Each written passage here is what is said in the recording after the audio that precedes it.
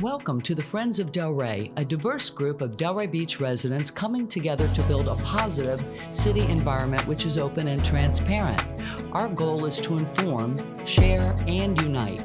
Learn about what's happening in our village by the sea, from our pristine beaches to the corridors of City Hall.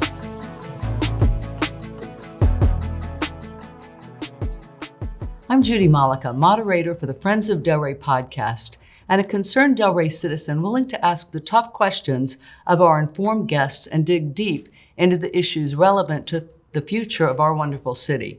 Today, we'll be discussing the two general obligation bonds totaling $120 million, which will be on our election ballots in March 2023. We have a powerhouse team to discuss this issue. We'll have two sets of guests to accommodate our smaller studio space. First, I welcome Jay Alpern and David Harden.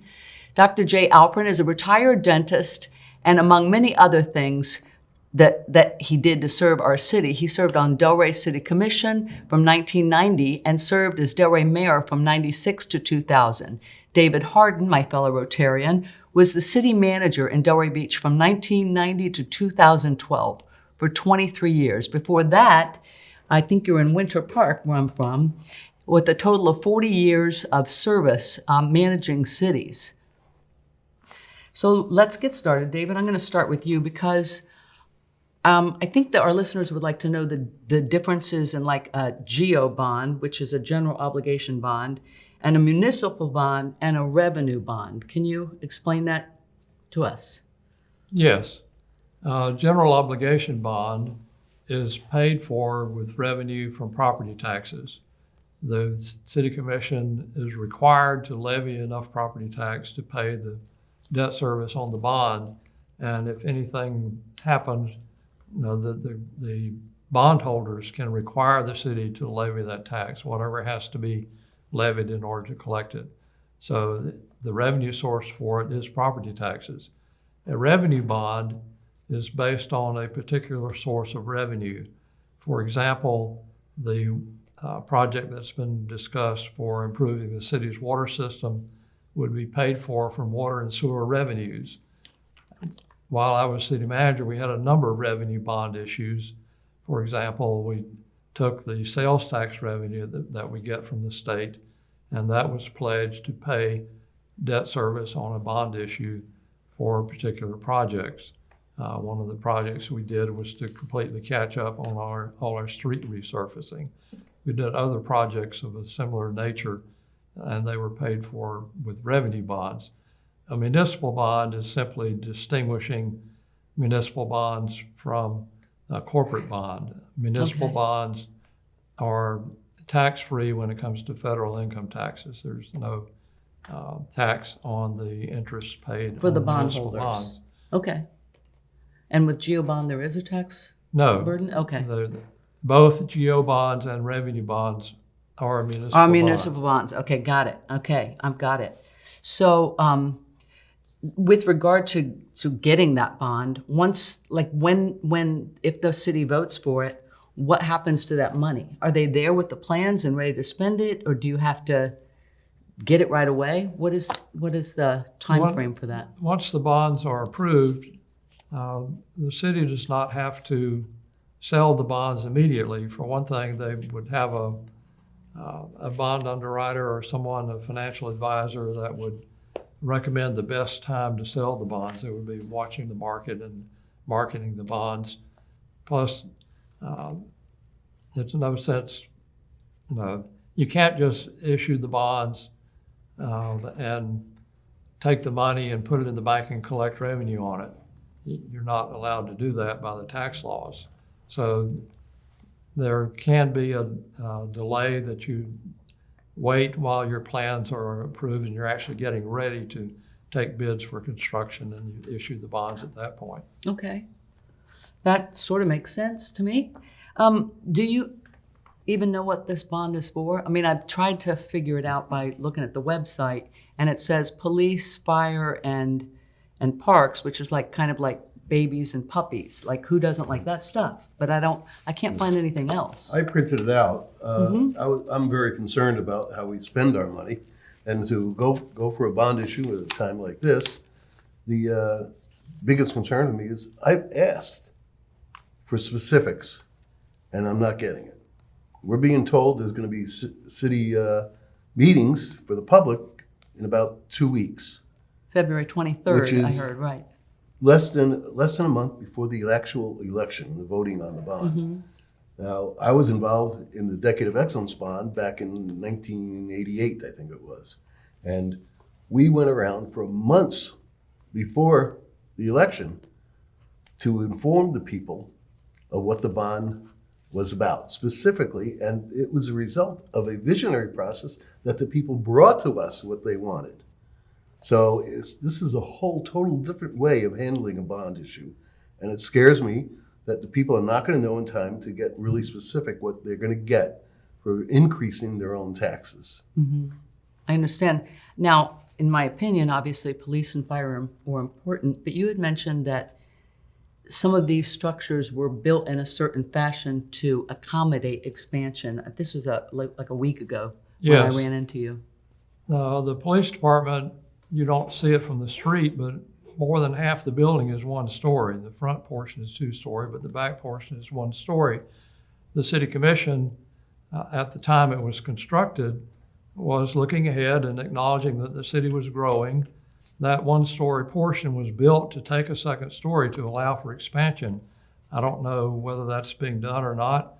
Some of the discussion I've heard talked about knocking the building down and starting over.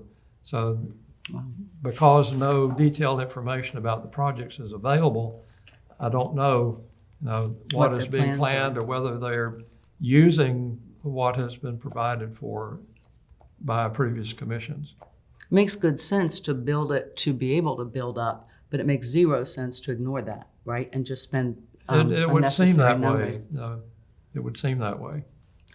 So the biggest and most controversial project, everybody wants this water plant, the water plant. And I guess Lois Frankel gave $11 million through the CARES Act or whatever. And then there was a couple more million, like a total of $13 million for this water plant. But like, where's that bond? Because I'd kind of like to see that happen too. Do you know Right. anything about this?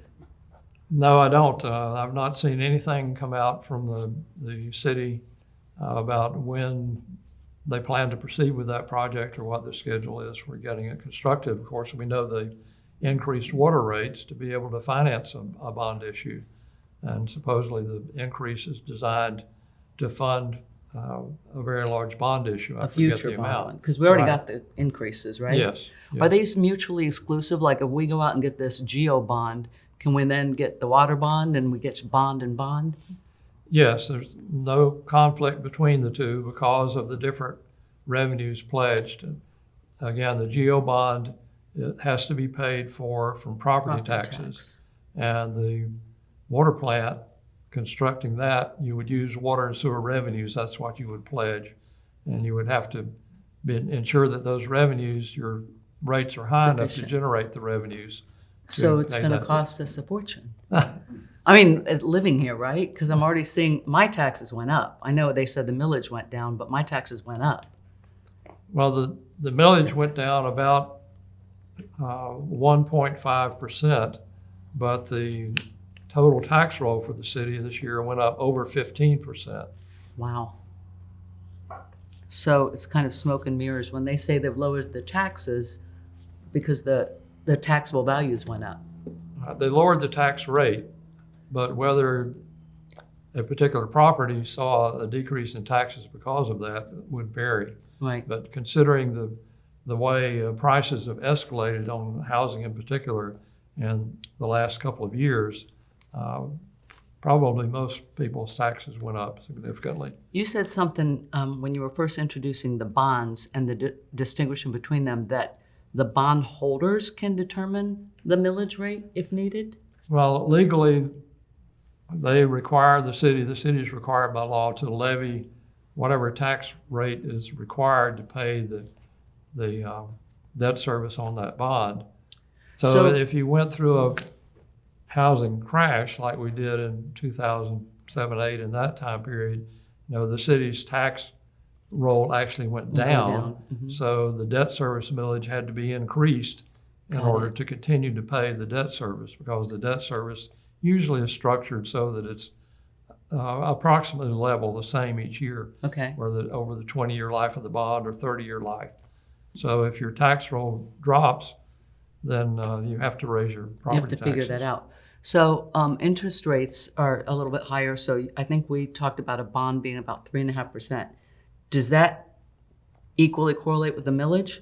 If we're paying for this percentage for the debt that we're incurring, does our millage automatically go up that much in order to assure payment of that bond? Well, It's not a direct correlation, Yeah. It's not. but Okay. one affects the other, yes. Okay. But It's not exactly. It's not a it's dollar not for going to dollar raise issue. 3.5%, but it's going to raise obviously because we Yes. have to pay for this. right. If this bond issue had been sold, say, a couple of years ago, or even less than that, when interest rates were very low, then your principal payments would have been significantly lower. It's just like buying a house. The monthly payments on houses have gone up a great deal because of the Because of increase the in interest rates. Right. I'm seeing that. So, Jake, can a commission change the projects that the bonds pay for after the vote? Or Well- you commit, if you say this is for police and fire and parks, and you get this $120 million, Yes, I'm very concerned because we are not getting the specifics of what it's going to cost what and why that bond is this number of 100 million or 20 million for the parks. It's a question of what are we getting back for our tax dollars? We actually don't know. I'm very concerned about asking people to fund something like that when they don't know and we can't. We've had a lot of experience with bonds, and I've never seen a bond that was just general, so that you could. The way it's shown in the documents that I've been given is that you can have $100 million spent on the fire department, and none of it would be spent on the police. None of it would be spent on any other needs. right? It's so general that you don't know where the money's going or what it's really going for. Maybe Just that that's it's going the for fire. general in general obligation. No, just that's- kidding. That's bad. That was a bad joke. I'm sorry. Yeah, I think that we'd all like to see more specifics. I want to invest in my city. I I want don't it to doubt be that better. these items need doing, but I have trouble saying, okay, we're going to give you this amount of money, but you didn't tell us where it's going, what it's specifically for. Just you need this amount of money. And that's a scary thing. I think I have trouble with the concept that we're going to have the same people expending this money, supervising it, who neglected the properties in the last decade or so that it got to this point. So that scares me too. I mean, Right. we how are we going to trust the same people again? Don't knock it It's time- down and build it's new time, unless yeah. you can take care of the What you already have. what you already Yeah. have. Yeah. Right. Okay, good. Hey, I've got a second set of guests that I'd love to introduce to you, so we're going to do a quick. I welcome David Schmidt and Jeff Perlman. David is an attorney and owner of Simon Schmidt PA. He served on Delray Commission from 1997 until 2000 and was the mayor at Delray Beach from 2000 to 2003. I also welcome Jeff Perlman, who's the executive vice president of CDS Holdings. Jeff served on the Delray Commission from 2000 to 2003 and served as our mayor in Delray from 2003 to 2007. He's also the author of this best-selling book that I love, by the way. Thank you. He's going to kill me for doing this. It's Adventures in Local Politics. And it was actually a good read, and I have coffee stains on mine, so I need a new one. 5 copies. Fine. I'm the proud owner of one of those, and I thank you. I'm honored, actually, that we've got such a brain trust with 3 mayors and the city manager for 23 years to bring a really good viewpoint to this important topic. And I do feel like the city of Delray Beach owes all of you a debt of gratitude, so I thank you very much. So the 2 guys before you did such a good job. What are we going to talk about? I don't know. One of the things I would like to talk about is like, why is this marketing so poorly? Like, I Well, only know about it because I know it's about it. Not really being marketed much at all. At all? Yeah. So I've looked for information, and I don't think the average citizen actually goes to look because they may not know there's even something on the issue, ballot. right. and it's hard to find. So, there's a basic web page that doesn't really have a lot of details on it, as Dr. Alpern had mentioned. I haven't seen much in the news lately on this. We're kind of in a news desert these days, with the newspapers not being what they used to be. And I just don't think people know it's even there. I've asked my neighbors, and no one seems to know about it. There's a sign. There is a sign on Lake Gutter Road. Is that? It says go. You got to slow down to read it, but there is It's like a sign. G-O. Yeah. And then you have to figure out what that means. But you were involved in a pretty big bond issue, right? That, Decade of excellence. I Yes. mean, you pitched it. Well, we pitched it, and I think just as important was the citizen input in coming up with the projects that were going to be funded by the bond and the amount of the bond. We took probably close to a year in planning and zoning through the comprehensive plan process and to come up with the list with a lot of citizen input. And then, as Jay mentioned earlier, he was part of the committee that then went out and sold it around town. And people talked about it. There were forums about it, advertising. I mean, it had a phenomenal passing rate when you think about taxing yourself when people actually voted on the bond. So the citizens told you what they needed. You didn't tell them what they needed. They told you what they envisioned needing to grow the city and make the city. It was a collaborative effort because the original list that the city looked at came out of the Visions 2000 process. And then the citizens involved with that, along with staff, then looked at the list and prioritized things and pared the initial wish list, which was in excess of $40 million, down to the $20 million bond issue. I do look at, I'm not at the city commission meetings, but thankfully they're online and I can watch them in the comfort of my bedroom eating popcorn. Okay, I need a life. But I haven't heard a lot about it. Actually, if the average citizen, to prep for this, I thought, all right, I'm going to take a look at the commission meetings. And I had to find the workshop Okay. and listen to that. And the discussion about what the projects were going to be was very, very general. So wait, did he do the most homework of anyone? He did. He always does. And, Overachiever? absolutely. So it was general even in the workshop. Right, and Okay. I know earlier they talked about the police department. Well, at least at the workshop, 80 million of the 100 millions for the police. Oh, really? department. Okay.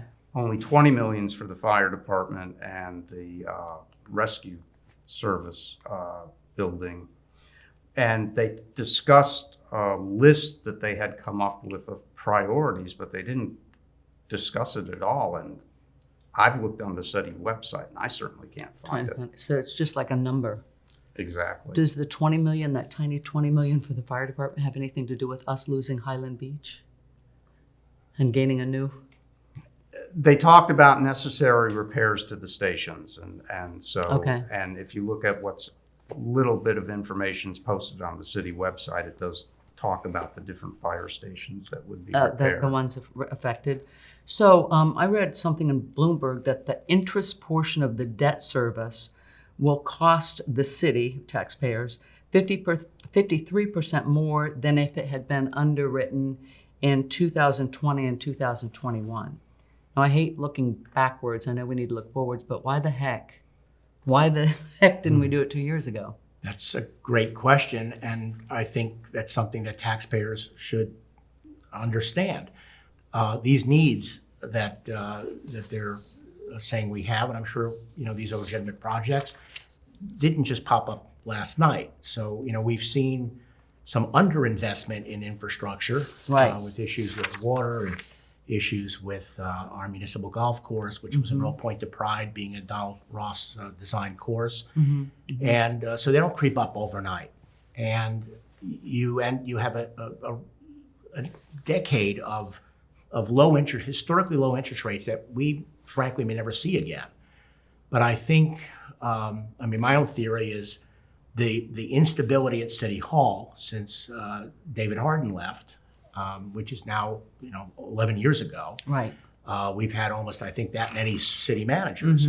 It's hard to, when you don't have a CEO in place long enough to take a look around the town to see what's needed, and you combine that with some political dysfunction, with arguing on the dais, it's easy to see why they're not focusing on taking care of business. Until it's desperate, Right. until it's like a hurry up and patch it. And not only is interest rates higher, doesn't everything cost, everything costs a lot of money right now, building wise. Yeah, if we have inflation that's the highest it's been in 40 years.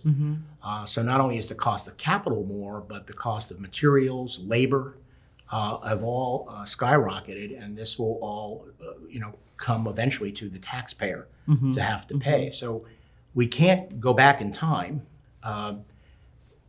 We have to kind of deal with what we have, and we do have these needs.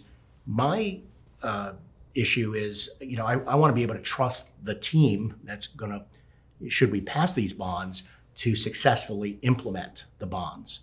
Delray made its historic turnaround in the 90s when David Harden came in and provided stability, because we had instability in the 80s, and set up a team that I think was second to none, truthfully.